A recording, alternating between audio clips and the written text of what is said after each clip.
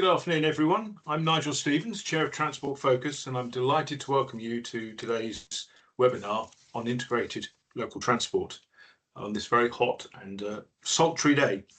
By way of a quick introduction, Transport Focus is the independent watchdog for transport users. As well as rail across Great Britain, our remit covers bus, coach and tram services in England outside of London, and the strategic road network, motorways, A roads in England, outside of London. However, our role is changing. The government is creating a stronger passenger watchdog, building on our work and giving us new responsibilities, including standard setting powers. One area that we'll be focusing on far more, and is right at the heart of my own passion, is the subject of place and how people in place feel about the transport. While the transport sector thinks in terms of modes, we know that people think of journeys. How do I get from home to work, home to visit grandparents, home to my classes, and so on? Sometimes that is one mode of transport, but more often than not, it's many. And so today our focus is on those different components and how they come together to deliver the best outcomes for passengers and the transport users. We'll be looking at the most important issues facing those who commission and deliver these services, as well as the passengers that use them. You'll hear some great speakers today, so thank you to all of those who are contributing, and we'll be looking at the most important issues that sit around that. I'm delighted that Thomas Ableman is yet again able to host this session. Many of you will know Thomas as the host of the Freewheeling podcast and as a former Director of Strategy and Innovation at TfL. Finally, today's webinar is the second in our series of events in the lead up to the launch of the new passenger watchdog. Our first, also hosted by Thomas, is available online, and I have to say I thought it was absolutely brilliant, so I commend it to you, and I suggest that if you have the time, go and give it a watch. And keep up an eye on our website for what comes next. We have many in our thoughts and minds. I'll say no more, and I'll hand over to Thomas to chair today's session. Thank you, Thomas. Thank you very much, Nigel. Welcome, everyone. So we are going to be having a conversation today with a whole bunch of experts in the field of integrated transport, both practitioners, campaigners, and those with a perspective.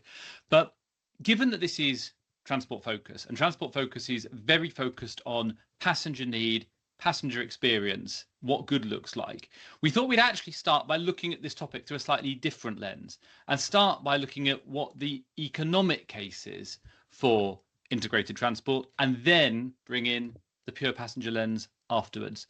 So earlier this week, I spoke to Andrew Carter, the Chief Executive of the Centre for Cities, to ask the question about integrated transport and its impact on the economy. So let's have a look at how that conversation went.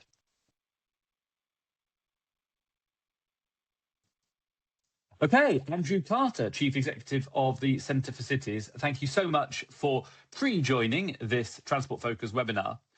Give me a 10-second summary of the Centre for Cities and who you are.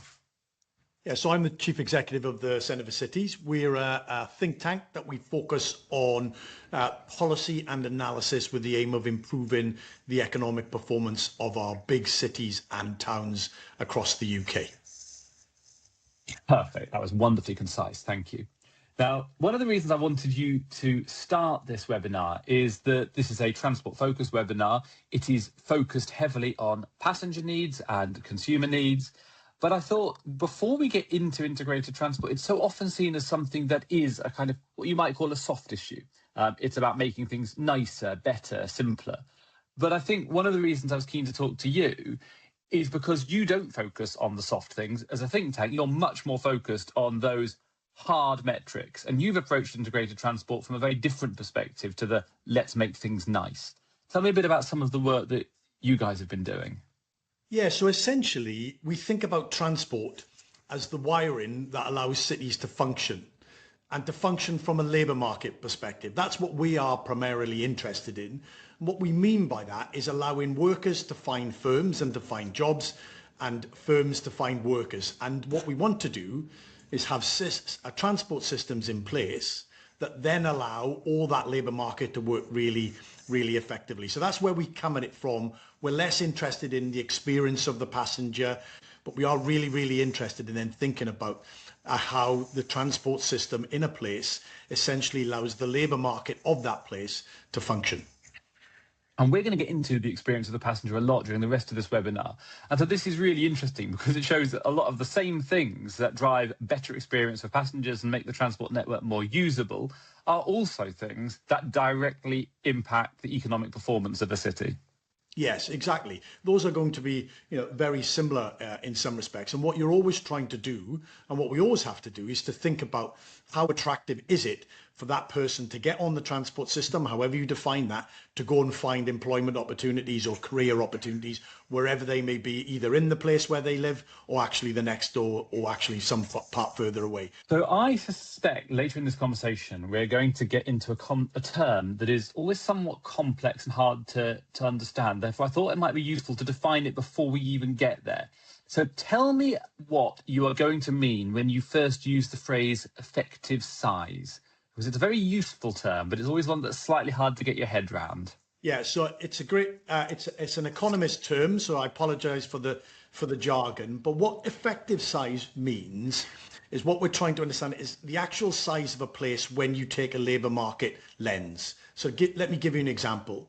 If you take the total population of Manchester, give or take, it's about 2.5 million. That's the number of people that live within the 10 boroughs that make up Greater Manchester Combined Authority. So if you think about 2.5 million as your total population, you then ask the question, well, okay, what's the effective size of Greater Manchester? What's the labour market size of Greater Manchester? So obviously you're removing people who are not in the labour market, either because they're too young or they're too old, or once you remove them, then you're asking another question, which is, given reasonable estimations or assumptions, say 30 minutes travel, 45 minutes travel, what does that then give you in terms of effective size? And so if you continue that thought for Greater Manchester, this is true for all places, every city shrinks, but some shrink more than others. Because Greater Manchester's transport system is not as effective as, say, European cities, the effective size is roughly, give or take, about 30% of that total size. So it shrinks quite considerably. Now, Thomas, I know you're in Hamburg at this precise moment. I am. This conversation. So let me just give you a sense. If you follow that line through on Hamburg, so Manchester roughly shrinks by about 70%. Hamburg roughly shrinks by about 50%. And that's on the assumption that people can get into the city centre, into where all the jobs and activities are, within 30 minutes on public transport. So that's what we mean by effective size. Why is that important? Because the effective size of a place is usually correlated, positively linked with things like higher wages, higher productivity, higher innovation. When we create big places that function as big places, we get more of the good stuff that we want on wages, innovation, productivity. So that's really interesting. So very roughly, Hamburg and Greater Manchester are actually pretty similar sized places. So very quick mental maths, that tells me that there's about 500,000 more people who can access jobs and opportunity in Hamburg than there are in Greater Manchester, even though the two places are basically the same size if you count the population. And Exactly. That's not about skills, that's just about transport. That's just about transport. It's nothing to do with skills. It's just simply thinking about the actual size of the labour market, given reasonable assumptions about people's willingness and ability to travel. And it totally makes sense to me. And I think about my brother-in-law and sister-in-law who live on the border of Salford and Wigan. And they live very close to a railway line. Unfortunately, that railway line closed in the 1960s, which makes it less useful. They both drive, have 2 cars, and they have plenty of access to opportunity. But his most recent job was in Yorkshire. His next job is going to be in Cheshire. He never gets a job in central Manchester because, well, I've never really asked him, but I'm assuming it's because he has the same experience that I do when I visit, which is that getting into central Manchester is a bloody nightmare. And so you wouldn't want to do that every day. No, exactly. And, the other sort of way to think about this is, one of the things that we want to do is to create dense networks, dense clusters of economic opportunity, jobs, firm growth, etc. And what we need to do there is cram an awful lot of stuff into a relatively small bit of space. Think about central London. We cram an awful lot of jobs, millions of jobs into quite a small bit of land. And we facilitate and enable that by a public transport system. That's a kind of principle of economics. It's called agglomeration, is that we get gains, we get innovation, we get productivity, we get higher wages when we bring things together and really cram them tightly alongside each other, because we get gains from proximity. And your point is that the cramming can be done not just by physically cramming, but by connecting as well. Yes, exactly. And because we don't have the transport system, we can't grow the Manchester city centre economy as rapidly and as quickly as we would ideally want to, because there are transport constraints. Because if you create lots of opportunity and lots of jobs, let's say you could do that in absence of the transport, the workers simply couldn't get to those jobs because they would all be reliant on cars, because they can't get on mass transit, however you define that. They couldn't access it, and therefore you couldn't create the jobs. And so you have this sort of endless cycle of going round, where we need more jobs in, say, Manchester city centre or Leeds city centre or Sheffield city centre, but we need a transport system that, if those jobs are created or those firms become based there, they are able to access the workers that they need, and the workers themselves are able to access those jobs, which we know from all the literature means that typically when you get better matching, so workers are better at finding firms are better at finding the worker's wages are typically higher, and the firm's productivity is typically higher. So we get into a win-win situation where we get through this kind of proximity, density and clustering. What are the characteristics of an integrated transport network?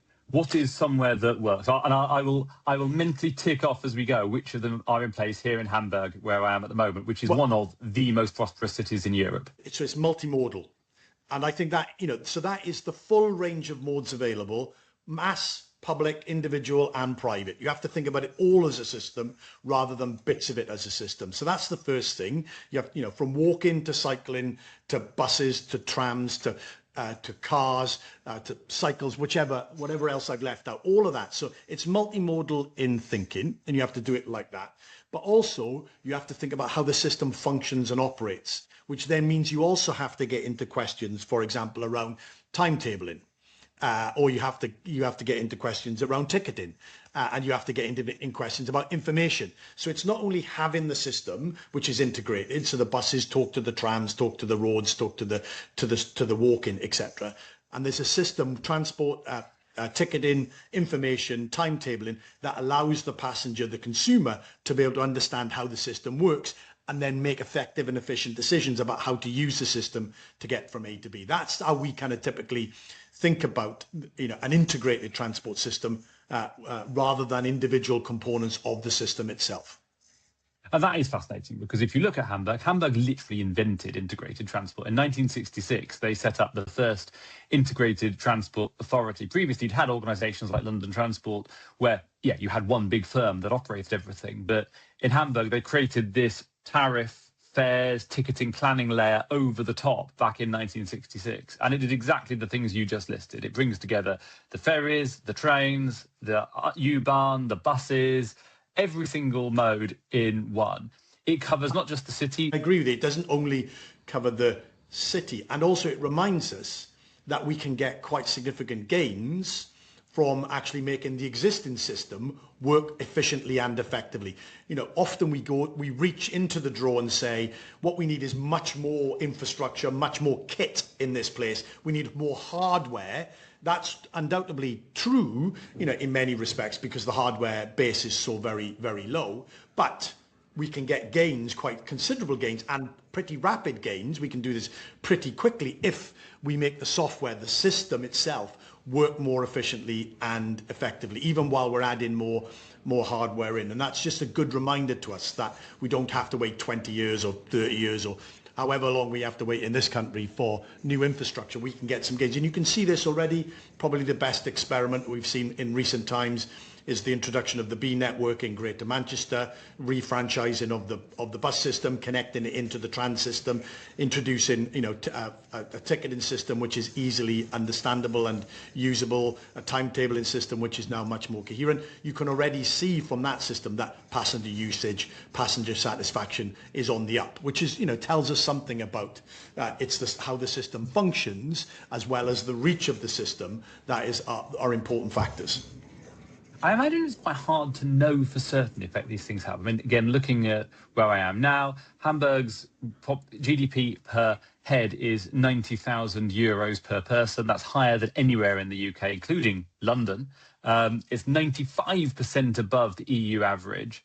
It's a port. Ports sometimes are rich, but they're sometimes not. It has this highly diversified economy, everything from plane building to huge media sector. I can't tell you whether the fact that it invented integrated transport 50 years ago this year is part of the reason it's now virtually the richest city in Europe. Can anyone? Is this a kind of faith, or can we prove that this works? No, I think we can see that it goes back to this point around the effective size question. What we can see in most places, and England's bigger secondary cities are in some ways an exception, which also tells you something because of the poor state of their transport system. There is a positive relationship between a city's effective size and productivity output. And then you can see that in terms of how that translates into GDP and how that might ultimately translate into financial benefits for the country at large. So, to give you a kind of rough estimate, we did some work looking at that relationship between size and productivity and trying to estimate, and it is only an estimate. We wouldn't, we're not going to die in a ditch on the number itself around, what we think is being missed because our cities, our second tier cities, are essentially smaller than we would expect them to be given when you look at their European counterparts. And that roughly translates into about 0.7, 0.8% GDP loss on an annual basis. So it's not massive, right? It's not, it's not game changing in and of itself, but it is a significant and important contribution. And it is cumulative. So this is year on year. So we also know, that the benefits accrue. So as the effective size continues to increase, the benefits also increase. So, we have reasonable estimates that there are economic benefits to be had. And because our poor transport systems in our UK cities essentially retard their economic performance, there is money on the table if we then invest into our urban areas and really make them much more integrated, much more effective labour markets. Fantastic. So joining up tickets, joining up timetables, joining up fares, thinking about everything multimodally is the easiest, quickest, lowest cost intervention we can make to make our cities effectively bigger, improve their labour markets, and therefore improve economic growth. Yeah, I mean, we did some work recently. We looked at the six big places. So Manchester, Birmingham, Liverpool, Leeds, Newcastle, Sheffield. So not everywhere, and not, there's other places that we could roll this analysis out to. And what we basically asked a question, which is, look, if we introduced integrated transport systems into these places, if we tried to close the gap between these places and what we see typically in European cities and London more particularly, around some of the factors that we looked at, frequency, ticketing, timetabling, etc., reach into certain places. What we came up with was basically saying you could connect an extra 40% of the population of those places into essentially the labour market of those places. And that's quite a big increase, right? You're going, if you think about those six places, that's roughly about 14 million people then would be living in cities that could crudely say, yes, we have transport systems, or we're getting transport systems that look a little bit like more that you take for granted when you go to European cities, and look at what they're able to achieve. So again, these are big numbers, and they can be achieved through a series of changes, but we can do it through integration as much as we need to introduce significant new lines. Fantastic. 40% more people in the labour market.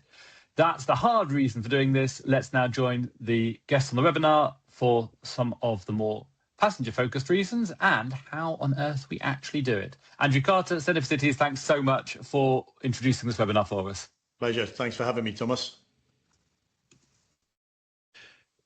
Great. So Let's now meet the team of experts who are going to talk us through what this actually means for the customer and how we realise those benefits for the customer. I'm going to ask my panel to introduce themselves as admirably concisely as Andrew did just then. So we'll start with one of my all-time favourite former colleagues, a former fellow director of TfL, but unlike me, still a director of TfL. Emma, do you want to introduce yourself from a perspective specifically of how your role relates to integrated transport? Hello, Thomas. Lovely introduction. Welcome to everybody and nice to be here. My name is Emma Strain. I am nominative determinism in action because if you spell my name out, you get Emma's train as well. Just as a little fun fact for you. So I'm the customer director here at Transport for London. I've been here for about 3 years. My role is to try and glue TfL and London together from a customer perspective and represent the customer in everything we do. And I do that in lots of different ways. Working very closely with operational colleagues, but I'm sure we'll get into more detail. I'll stop there because you asked me to be concise. I thought the nominative determinism was that you're responsible for all the complaints. I thought it was the reference to Strain. I am also responsible for complaints. Okay. Our second UK city transport practitioner, Jamie. Good afternoon, everyone. I'm Jamie Ross. I'm Director of Transport at the Liverpool City Region Combined Authority. Two parts of my remit, both of which link to integrated transport, is working with operators on delivering as good a current network as we can, but looking ahead and commissioning investments and enhancements to the network and trying to make those have the maximum impact. Our Mayor has set a vision, linking back to London, by the way, of delivering an integrated London-style transport network. So really looking forward to the discussion today. Fantastic. We're kind of bringing the band back together because a few weeks ago there was a session at the Transport Select Committee on integrated transport. Both Jamie and I were there, and a third member of the panel was Michael. So Michael, welcome back. Thomas, great to be here. My name's Michael following the campaign for campaign transport. As Thomas says, obviously we're on a mission from God, as pleased by the day. It's stand back together and discuss this very important topic. Summary of the campaign for better transport. We've done since 1973, 14,000. Sorry to interrupt. Can everybody hear Michael? No, I was going to say, Michael, when you finished your introduction, do some fiddling in case I think it probably is at your end. But you're a bit quiet. Sorry, my Brittany mic wasn't down. Can you hear me now? Yeah, that's better. There we are. Take two. Hi, folks. Hi, Thomas. Great to be here. Thanks for having me, Transport Focus, as well. And as Thomas said, great to get the band back together after the TSC session we did recently. Michael, Head of Campaigns and External Affairs at Campaign for Better Transport. For those who don't know us, many will, but for those who don't, we've been around since 1973, founded in those days as Transport 2000 in response to the aftermath of the Beeching cuts and proposed further rail cuts. We're all about connectivity, if you like, urban and rural, but we might get into how we frame connectivity in more detail in this session, I'm sure. Our work on integration runs across all modes because we're the one organisation, if you like, similar to Transport Focus, but in a different way, who covers all modes between central government, local government, the transport industry and the public. Great to be here. Looking forward to the discussion. Fantastic. So transport is not about transport. Transport is actually about places people live in. David, introduce yourself, if you will. Thank you very much. Hello, everyone. So my name is David Milner. I'm Managing Director of Coach Streets. We're slightly weird and unique. We're an urban design consultancy, a town builder and a think tank. So we do lots of work for landowners, councils, developers and community groups as well. We've got a charity. And then from that learning, we write policy papers and try and change the way that we do it from the top. So I'm, as a little hobby project at the moment, I'm working on attempting to create an integrated transport index that ranks every city in Europe by the quality of its integrated transport and trying to come up with an objective measure for this. Early work in progress suggests that, unsurprisingly, Zurich is at the very top of that list. We're always worth learning from the Swiss. So, Claudio, introduce yourself. Are you, and the two hats you wear that are both relevant to this. Okay, yeah, thanks for having me. Good afternoon, everybody. Hello from Switzerland. My name is Claudio. I am head of offer at Public Transport Authority in the region of the so-called Glatttal. It's in the northern agglomeration of Zurich, around the airport. We are responsible for 2 tram lines and over 50 bus lines. And yes, that's my first hand. And the second hand, Thomas mentioned, is I'm also a lecturer for transport planning at the University of Applied Sciences in Rapperswil. That's also in the region of Zurich, at the other end of the Lake of Zurich. Fantastic. Thank you all. So I want to spend most of this session on what we actually need to do in practice about this. But let's just start with the why. We've obviously heard Andrew Carter telling us it's worth 0.7% of GDP, which rough math suggests is about 30 billion quid, which is probably worth having. But somehow we've not, as a society, managed to convince ourselves, despite that, outside London, to actually do it. I'm sure that many of you have seen the famous Yes Minister episode about integrated transport. I rewatched it recently. There's a whole bunch of jobs that Hacker's given in that episode. Here are some problems to fix. And with the exception of a link line to Heathrow Airport, 40 years on, every single one of the problems that he is given by the Prime Minister's office is still today unfixed. So we haven't convinced ourselves that this is something we actually have to do. And if you ask customers, they probably won't say, I want integrated transport, but they will say other things. So is it just about the 30 billion or are there other reasons to do this? Jamie, as someone who is in the process of actively trying to create this, why does it matter to you? I think it matters at all sorts of levels. Now, it's really interesting what Andrew said earlier about the economic case. The reality is, of course, when passengers or citizens are travelling around, they're probably not thinking about the overall economic case. They're thinking around, does it connect them to jobs, places of work? Does it connect them to colleges, apprenticeships, and indeed to the health network? And I think my first major point today would be, I'm not even sure, to some extent, I like the phrase integrated transport because it keeps the phrase within the transport bubble. I think it's about integrated living. And if I give a very, very simple example of this, I was out with my team in an area of Liverpool called Speak, which, for those who know Liverpool, is out towards the airport. It's got decent transport connectivity, but some communities are quite isolated. And we took a bus journey out there and we got off at a bus stop inconveniently about 200 metres away from a major NHS health centre. So my first question was, why on earth is the bus stop not nearer the health centre? Because lots of people coming to this street will be accessing health appointments. Then one of my colleagues said, let's actually walk into the health centre and see if there's any real-time information that would tell people when their next bus is. There was no real-time information. There was a very, very old and faded, complicated bus service map, which had obviously been up for years and was outdated.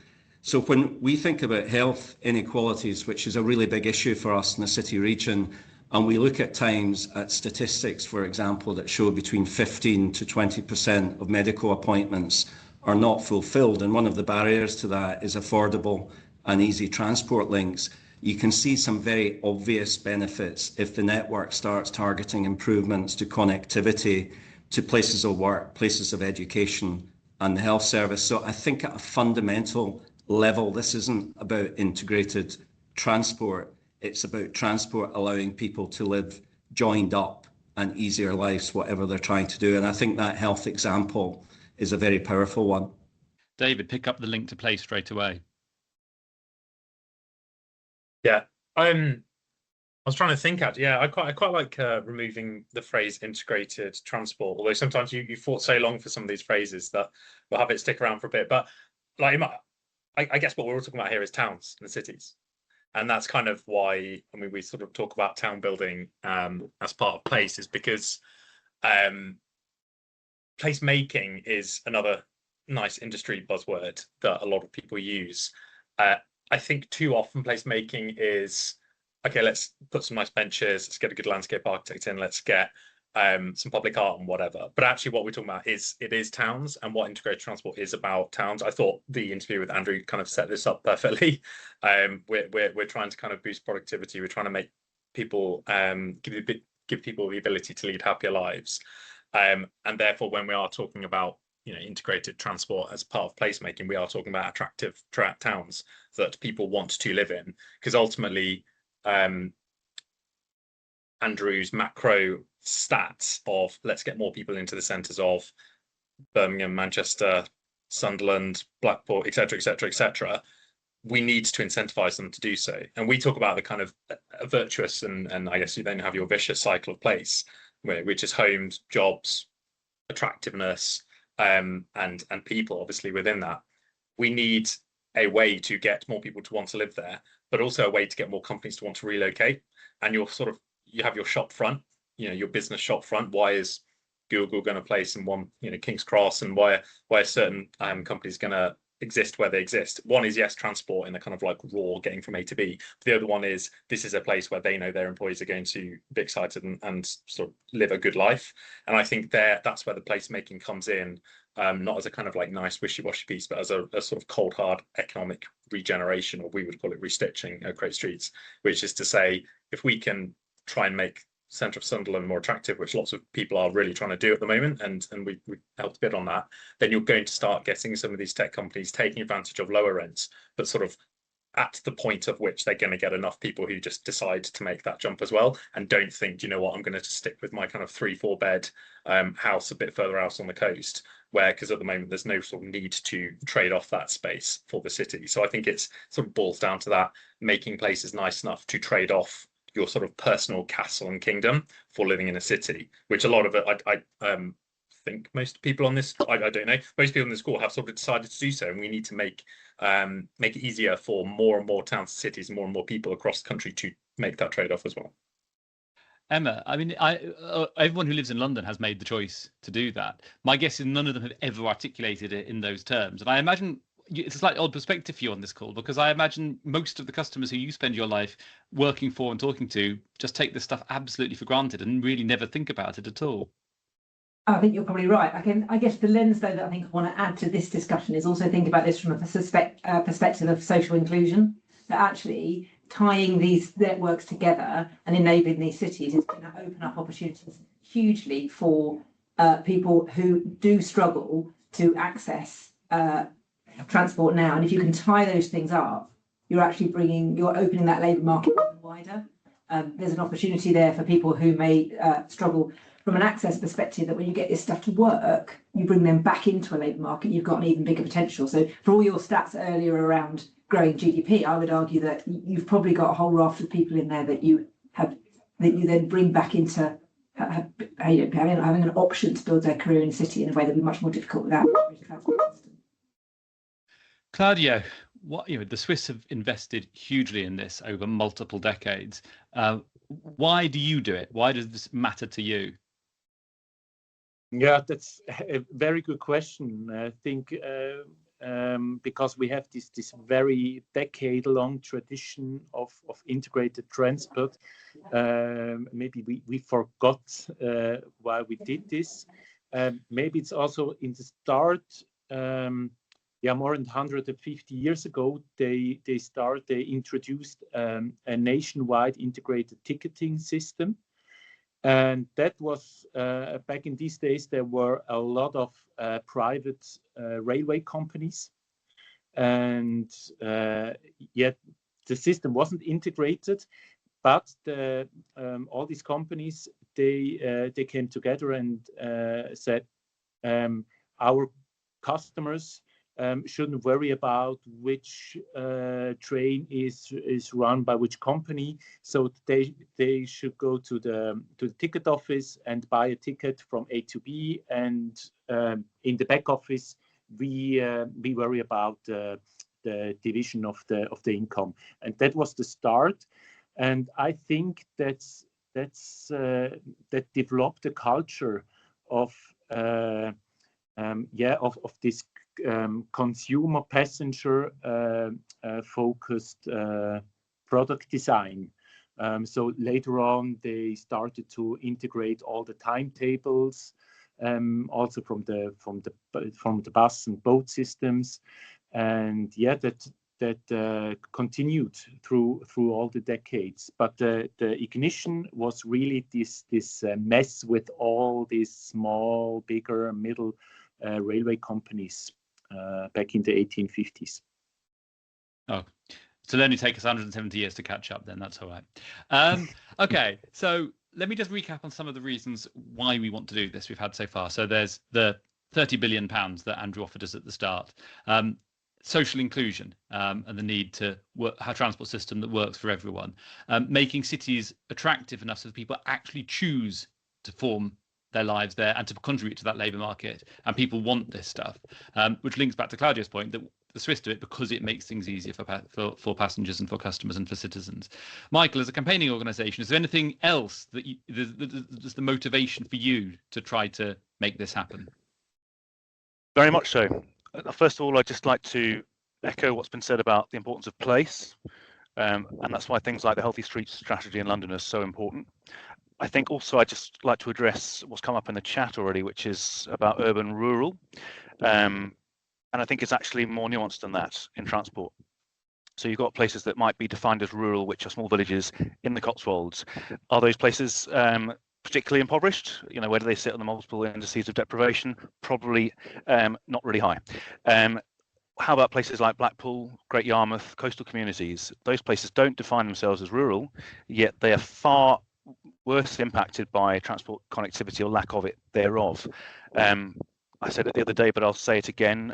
Everybody needs to know this fact. If you didn't on this call, on the webinar, did you know that Blackpool used to have the busiest railway station in the world? Yes, indeed it did. It was Blackpool Central. It's now a multi-storey car park. So go figure. You know, the link between transport connectivity and deprivation is very straightforward. And I think we need to get beyond urban and rural and actually think about connected or not connected. Is anybody feeling a bit hot? You can't answer that, of course.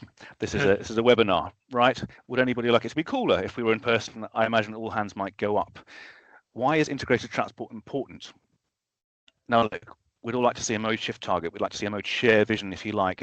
A proportion of journeys really should be made by public transport, active travel and shareability. That should be the case. It's actually not very controversial for places like London to have it, indeed Greater Manchester, Wales. That can be set in statute and people wouldn't mind if it didn't get too much of a media hoo-ha. But in the absence at the moment of a national mode shift target, the reason integrated transport is important is that it makes it the easiest choice for people to use sustainable modes. We've really got to be thinking about the fact that cars make places hotter, right? And we've got to be frank about that. A significant proportion of energy is expended from ICE vehicles beyond fuel. About 60-70% of energy from ICE vehicles is actually heat which goes out and makes your cities, towns, your rural areas, your coastal communities hotter. So actually, there's a huge amount that we can do in terms of mitigating global temperature rises, but there's a lot we can do otherwise in the short term to make our lives better, to make our communities healthier, and frankly to make the temperature cooler in towns, villages, cities, coastal communities, all of that. So it's imperative that we actually make sustainable transport the easy choice. And integrated transport, I appreciate that it's a term we perhaps don't want to always use, but within the caveat that we are using it for the purposes of this conversation, what integrated transport does, if it works, is make sustainable transport the easy choice, and that's why it's so important to get it right. So let's just quickly look at what we actually mean by this term that we might be abolishing by the end of the webinar. Claudio, as the country that invented it 150 years ago, where have you got to with what integrated transport is? What's different about what you experience in Switzerland to what you experience in a country like the United Kingdom outside of London, which largely has not started on this journey yet? Yeah, so for me, always the big difference is that everywhere abroad there are different subsystems within the system of public transport. So yeah, you have different ticketing systems, different apps, or things like that. And in Switzerland, it's always one big system, and people don't care about the companies and if it's a bus or a train. So they have also this expectation that the level of service is everywhere the same, in the city, in rural areas, in the Alps. When there is a timetable, the buses are punctual and they know how to get their tickets. So it's always one big system, one app, and you don't have to care about these technical things as a customer. You don't have to care about the technical things. You can just buy a ticket. The timetable will all work. It will all line up. Yeah. Emma, from a London perspective, is that it? That it needs to be one system, and the customer doesn't have to think about it. Well, that's where you want to be, isn't it? I mean, it's not always that easy, and actually, customers think about things in different ways. So I think it's quite straightforward with public transport. It makes sense to a customer that you want to integrate ticketing across public transport. Do you want that to extend to cycle hire options? Yes, probably. do they want to think about it when it comes to car use? I think that's a different question. I think people think about integrated transport as a public transport provision. Do they think about it as paying their congestion charge or paying their ultra low emission zone fees or paying their tunnel charges? I think that's a slightly different question. So I think in a perfect world, yes.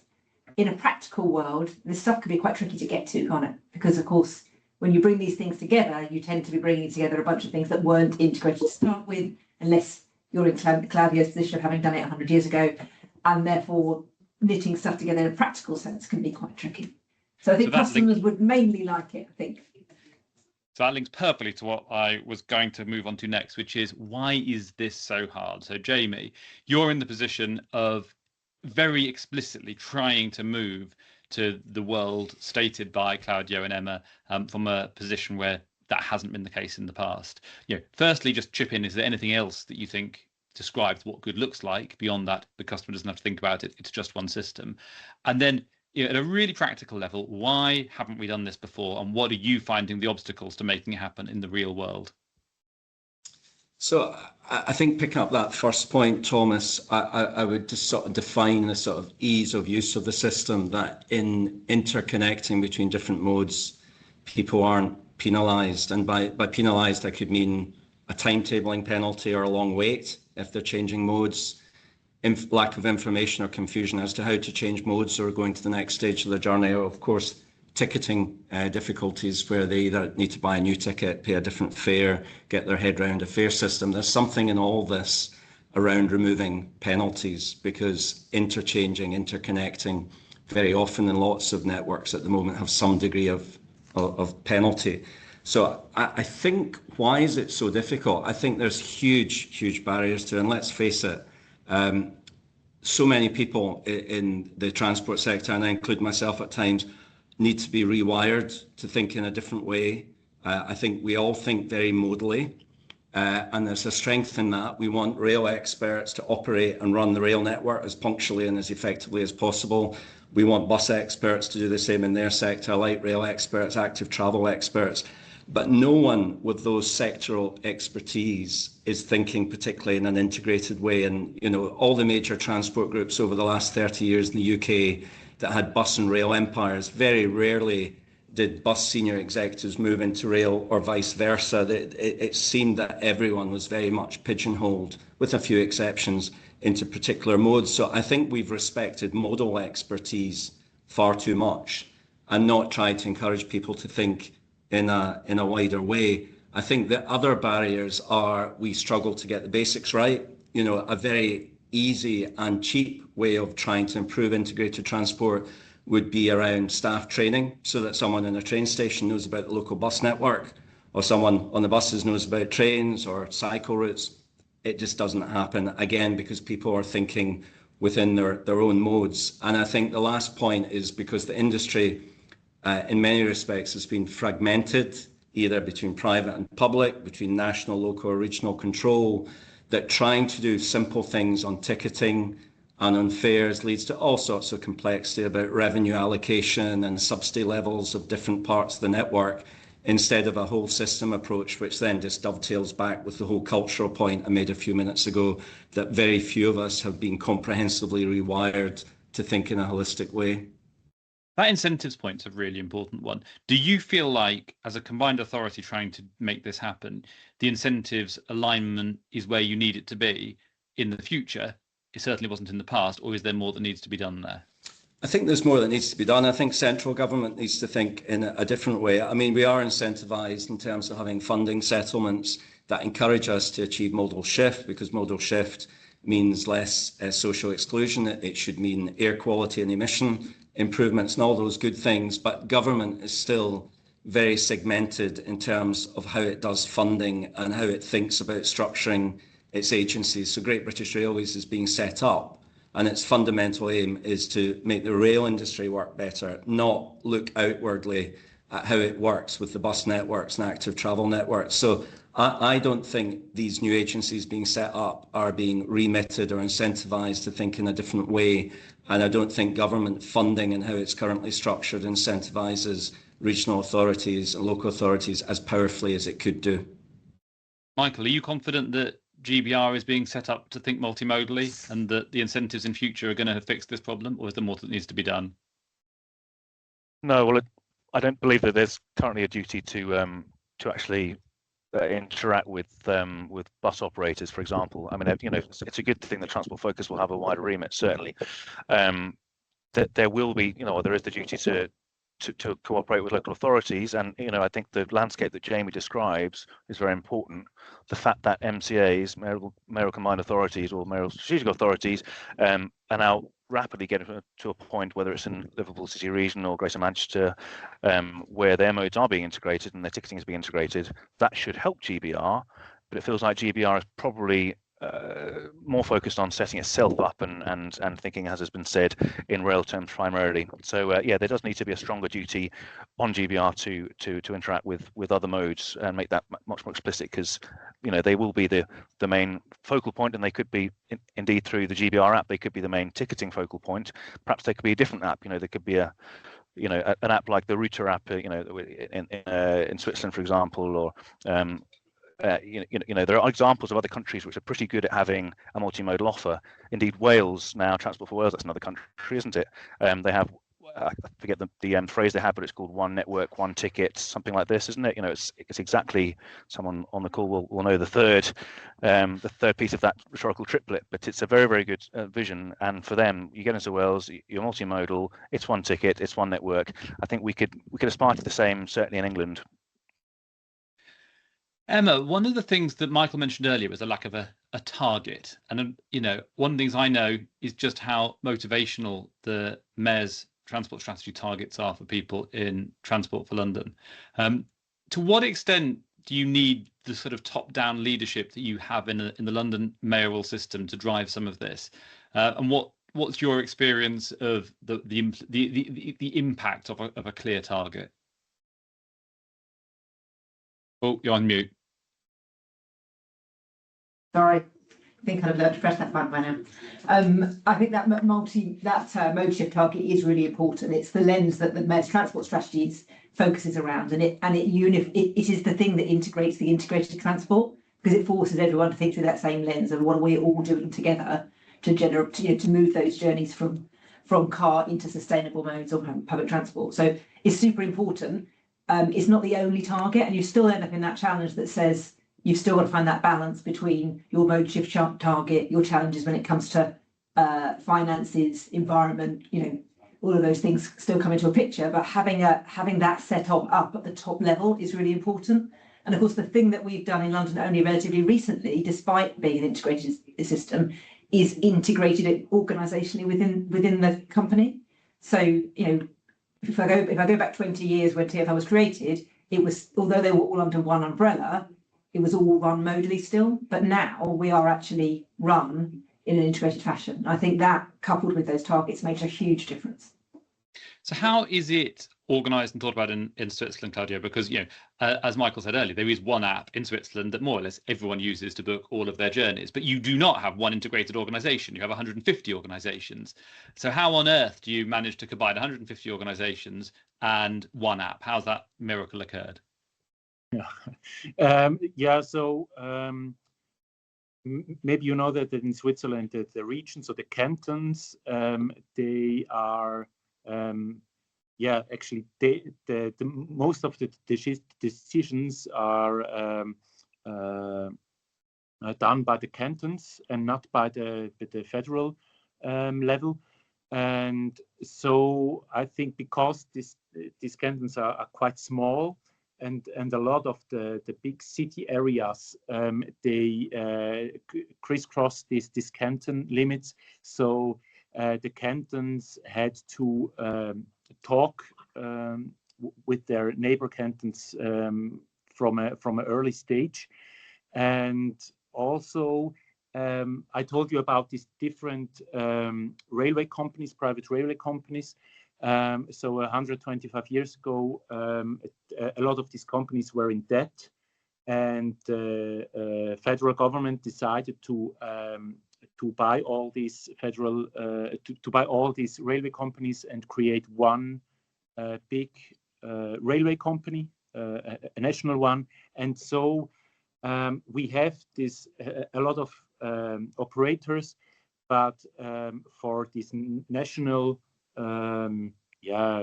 topics, that's always the Swiss Federal Railways will develop this app, and they made this nationwide timetable where all the smaller operators can integrate to. And that's a really important point, because that comes back to this whole GBR question. That's effectively what we've got with GBR, one big national railway being created, but Swiss Railways took then the responsibility of being the people who created the app, of being the people who integrated timetables. David, but the really important thing is that you cannot develop this with a top-down system. It's really sometimes it's really important because the big network has to work, but it's also important to work bottom up. So the Swiss Federal Railways really has to sit on a table with all the other railway and bus companies and on the same level and talk about ticketing or timetabling issues. Let me bring you in, David. I was going to come in on you mentioned targets, and then I think, Jamie, you were talking before about how we sort of solve some of these problems structurally, and I kind of think there might be a link in this one, and there's actually some very good comments in the chat as well, which would beat me to it around what metrics do we then measure, and you were talking about optimization, and I think we're sort of, I was about to say we're very good, we're probably not, but we like to try and optimize each mode, and we like to try and optimize each project. And I think we can learn a thing or two from the tech world and how they organize their companies. So they don't have project managers really anymore. They have product managers and product owners, and the product could be your metric, right? So I think on the metrics, we could have a sort of, trains must be no more than 5% late, blah, blah, blah, blah, blah. Or could we have a metric and a product which is, in Birmingham, in my city, 80% of the population can get anywhere else within X city region within 30 minutes. And that comes to actually the stat which Andrew in your pre-recording didn't mention, which I think is one of the Centre for Cities' best stats, is 67% of people in European sort of second cities can get to their job or place of work within half an hour.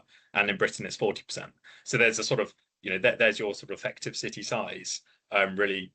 And I think actually linking that to the metric would help to, we can stop talking about modes here, and we can start deploying the type of transport which is going to give you that reliability. Or actually, do you know what? It might not be a bit of transport. It might be where we need to change the planning, and instead of putting that bit of employment here or that school there, going down to the sort of micro suburbs and new urban developments, where you put the school is your biggest transport play. It's not where the link road goes. It's not where the bypass goes, because that's going to sort of hoover up all your AM peak journey times. I think it also links to, if you start doing that, we're measuring access, not speed. So we're not just saying, hey, HS2, I don't know if I get fined for saying that, HS2, you're X, minutes quicker. It's actually saying you've increased the capacity, or you've increased the access of 5 million people to get to population centres of 20 million or something, because they can now get up and down that line to more people. And I think there could be an opportunity if we do use metrics to then actually get this cross-modal, cross-transport, or actually just place metrics in. And obviously, if we do that, we need to empower the mayors, we need to empower the local leaders to make these decisions, and sort of remove that centralisation from it. That point around an access metric, I think, is hugely important. Without doing too much of a spoiler, the integration index that I mentioned I'm working on in my spare time, that's exactly where we're starting. Where is access to opportunity at a citywide level? And Switzerland and Zurich come out very high, and most British cities come out very low. And then it brings in that point that Jamie mentioned of removing all of those barriers that penalise. Jamie. Thanks, Thomas. And what you and David have just said prompted me to think about a scheme we're currently designing for a new rapid transit network within the city region. Initially, 3 corridors going to the south of the airport and to the north towards the football stadia and the districts within which they sit. And I think traditionally in transport terms, we would look at targets in terms of patronage and modal shift, and those are all good things, and how punctual will the rapid transit vehicles run, and we would describe it as how many stops and what's the mileage and what are the fares. The actual facts on these three corridors are that it will better connect people to 200,000 existing jobs in the job market. It will connect 20,000 new homes that are planned within the region. It will bring public transport within easy reach of 33,000 households in the city that don't have cars. And that's not necessarily because they've chosen not to have cars, that's because of deprivation. And it will positively impact 38 wards within the City Council that feature very highly in high deprivation indices of multiple deprivation. That's how we should be describing transport going forward. We typically default to the engineering and the operating metrics and descriptions. That's all about place. These are the things we should be asking ourselves, and David's absolutely right in terms of what are the outcomes in terms of connecting people to jobs, for example. And even just quickly on that, which, if you do that, how many more homes, employment areas, businesses can you bring, to this area if you have this fixed transport and almost shop front to Liverpool and to the region? And I was just going to say, one thing, someone mentioned transport for humans in the chat as well. I think there is a human metric here, which is sort of the way we live as a society has changed quite dramatically. We used to be sort of single earner households. Now most people are dual earner households. We don't really have many places in the UK you can do that and both optimize your careers really well. I think it's one reason London is still having loads of people pumped into it. It's because you can live on one side of London despite its massive sprawling geography and pretty much work anywhere else, so you can both optimize your job. You can't do that in Birmingham, right? You can't it's very hard to live in Solihull and get to Dudley. The effect of coming back to that effective size. But I think there's a really good lens of sort of you and your partner being able to peak both your careers is a really sort of, and maybe another metric or a way that you could sort of sell this as well politically. Fantastic. Thank you. Let me just pause for a quick moment and just recap some of the key points I think we've heard in terms of what needs to change. And there's quite a long list of things that need to change, which might be why this has proved hard so far. There was a big piece around target setting, the impact that targets have had in TfL, a simple mode shift target, which is comprehensible, but also a target around access to opportunity, defining that and using that. There's a whole bunch of stuff around the organisation. Jamie talked about DfT still being modally siloed in terms of their organisation and therefore how the funding is allocated, and that needs to change. We heard about the optimisation point.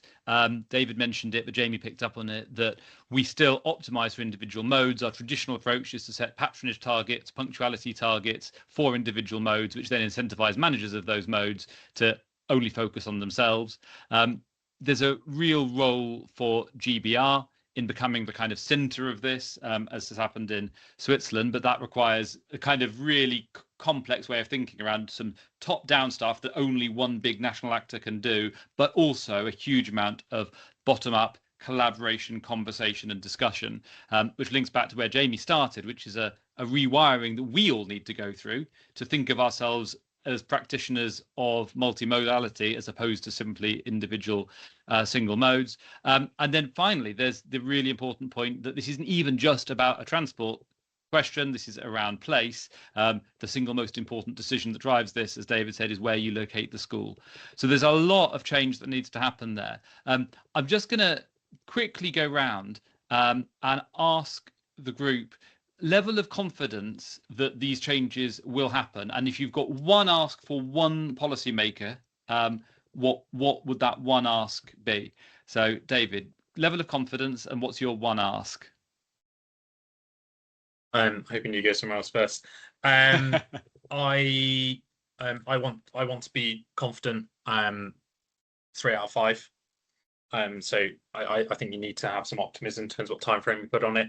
My one ask, I will go for localized fundraising powers. Jamie. I think I was going to say medium, so I'm happy to go with 3 out of 5 scoring if that's the scale that we're adopting. I think what my ask would be is fundamentally because the combined authorities are setting themselves up in multimodal ways, are close to local decision making. We need DFT to be restructured and its agencies to be restructured in a way in which this is promoted in an integrated way rather than the modal silos continuing. Michael.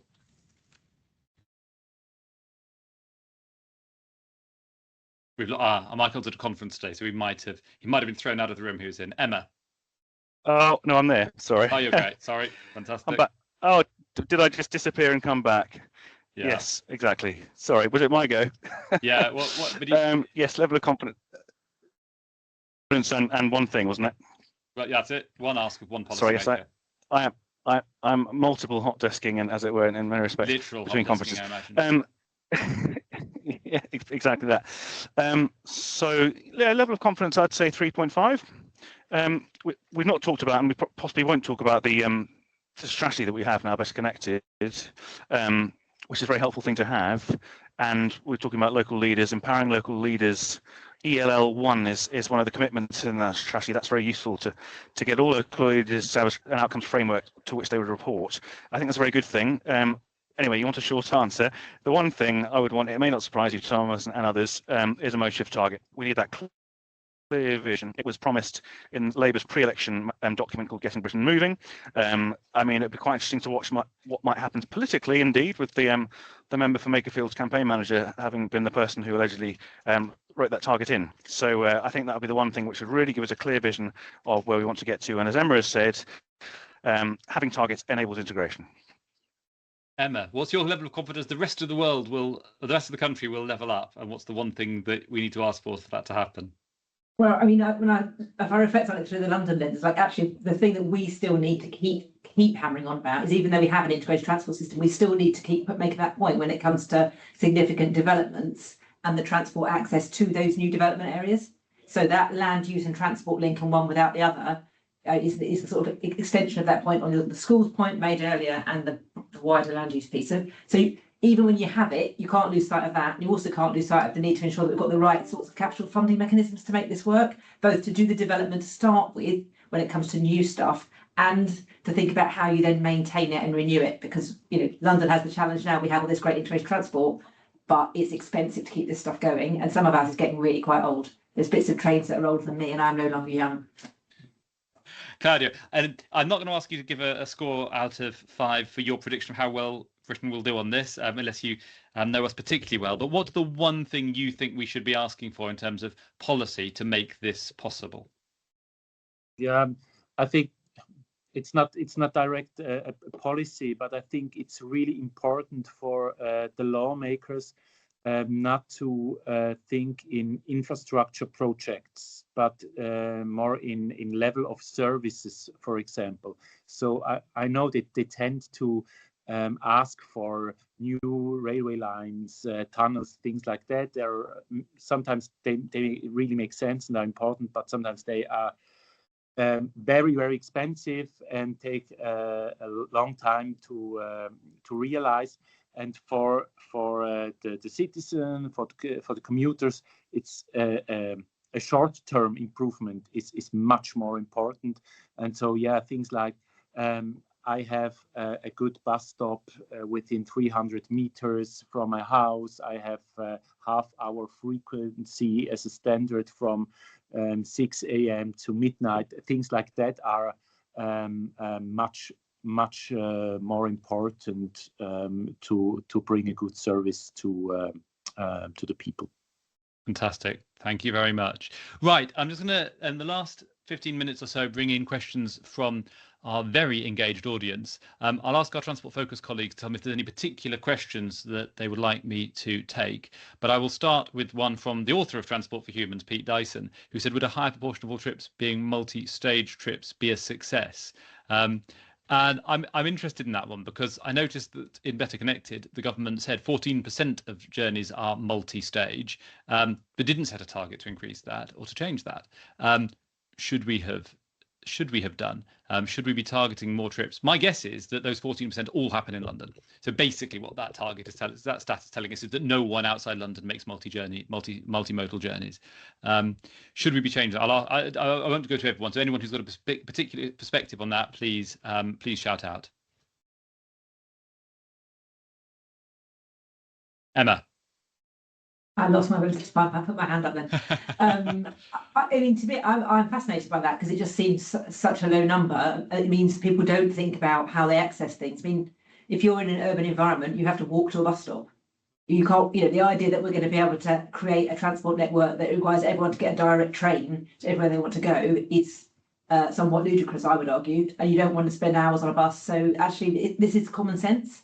Like, this should be the aspiration. The key point is your bus stop needs to be no more than 5 minutes more from your house. And then you get on the bus, and that timetable of that bus aligns so that you can get on the bus and then you can get on the train. You're not hanging around for hours on end in between. You've got that infrastructure on the way. You're not going to stand at the bus stop and get wet. You've got a bus shelter, it lines up, you buy one ticket, you tap in, you get there, and it all works as smoothly as is possible. Otherwise, you're never going to get out of your car. I think one of the things I find so fascinating about this whole topic, and this conversation really brings that to life, is the absolute simplicity of it from a customer perspective if it works, and the complexity of an institutional perspective to make it happen. Nigel, welcome back. Thank you. I'm going to use Chair's prerogative to offer a couple of perspectives because I can. I've been fascinated. Thank you. Really fascinating inputs from everybody and great contributions on the chat as well. Two points that I am particularly passionate about and which maybe don't come out as strong as I might have expected them to today. I come back to my obsession with place. And I think we continue to think about doing to people transport. How are we going to provide more services to this place, that place, or the other place? We know better than them how they want to get around. And I think we've got to question how that really works in a truly integrated transport environment. And I think the clue's in the name. Integrated means everything. It doesn't mean excluding and moving people out of cars, where cars is the right way to move people in certain areas. Sorry, apologies, don't know why that's gone off. I think we need to really think carefully about what we mean, what we're trying to achieve here. Are we trying to achieve modal shift, which is a lot of the chat that's gone on online today, or are we actually really focused on what works for people wherever they are and whatever they want to try and do? And how do we facilitate them to do what they want to do? So that was my first challenge to everybody. Place for me, and individual need again and again and again. And how do we understand that better? How do we tailor what's needed to that? And that sort of then comes to my second point, which is the end-to-end solution. It's exactly that, end-to-end. And different people have different needs. City urban dwellers have an end-to-end requirement. Probably never need a car, probably allows them to walk to a bus stop, get on a train. Like, I live in the middle of nowhere, in the middle of the countryside. There's no way I'm ever going to have a bus service to where I live in the current climate, not without ridiculous amounts of money. Might get a DRT link at some point in the future, probably not. So I am going to need to use multimodality, and at every step in that way, it needs to be facilitated.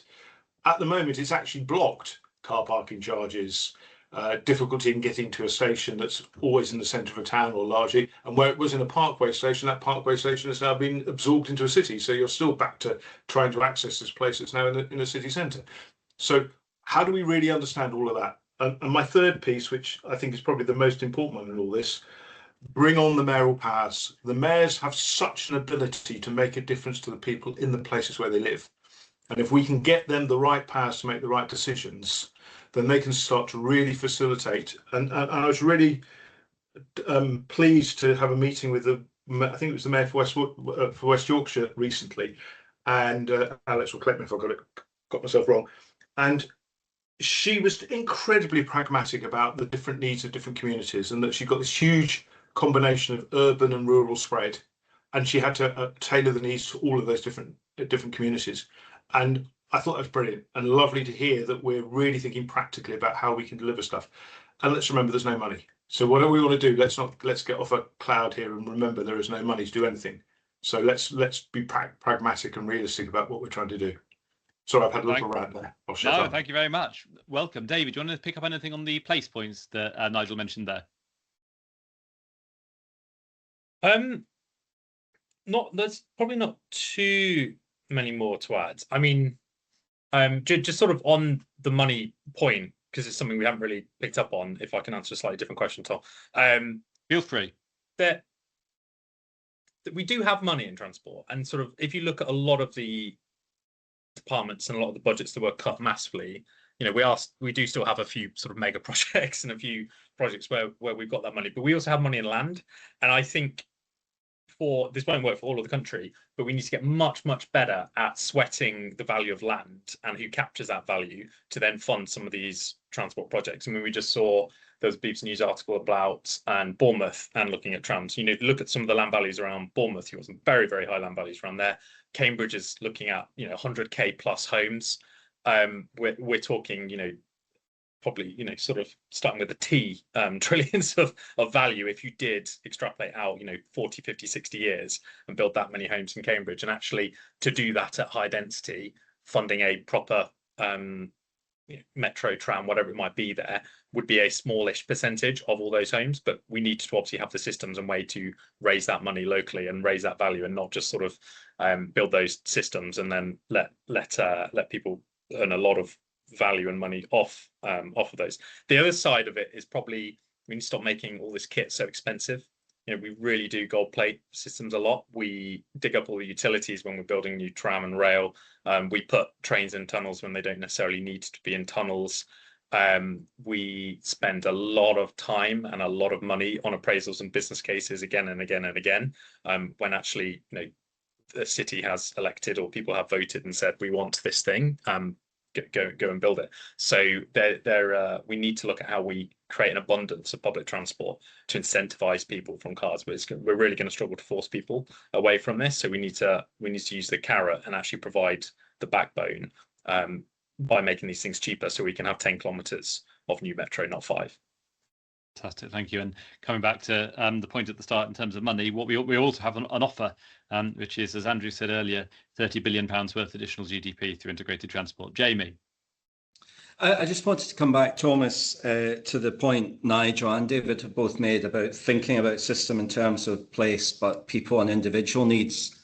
And I think integrated transport and integrated network is one holy grail that we want to get to. But the other holy grail that I think we don't often hear about is understanding the needs of people who aren't in the system, who don't get their voices heard. So Transport Focus do brilliant surveys of people using rail, using bus. There are people who have already decided to use the transport network who then express views. We do consultations on things like bus franchising. We hear from people already using bus services. We don't hear from the people who aren't using bus services about why they can't, whether it's affordability, lack of services, safety, security, etc. So as well as the Holy Grail on better integrating the network, I think one of the big metrics is how many more people can we bring into using public transport that currently feel disconnected or cut off from the public transport network. And that typically doesn't come through in most research or consultations that we or any other authority currently does. Fantastic. Well, that is a really aspirational point on which to end, and a whole new topic potentially for the next Transport Focus webinar. Unless anyone's got any very final points, I will now hand back to Nigel, but just to say thank you all so much for such energetic contributions. Back to you, Nigel. Thank you, Thomas. Thank you to all the amazing speakers. It's been a really great debate, and I'd love to hear some of the conversation pieces that have gone on. Lots to do in this space, and we will continue to do our bit in Transport Focus, and as we morph into our new entity, we will be even more focused on some of these big tricky challenges, and our work with regional mayors is very central to some of that work. So looking forward to being engaged in that. Thank you all for your time. Thank you for everybody who's joined this webinar. Stand by for the next one, which will be down the pipe in due course. Thank you all. Thank you.